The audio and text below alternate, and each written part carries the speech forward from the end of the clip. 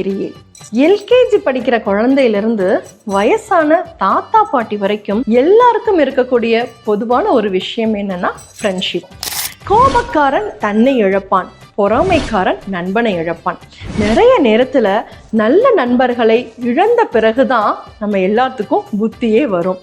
நம்ம சொல்லலாம், எனக்கு எந்த நண்பரும் தேவையே இல்லை, நான் தனியாவே இருந்துப்பேன் அப்படின்னு. ஆனா தனிமை அப்படின்றது கொஞ்ச நேரத்துக்கான ரிலீஃப் தானே தவிர அது நிரந்தரமான ரிலீஃப் கிடையாது.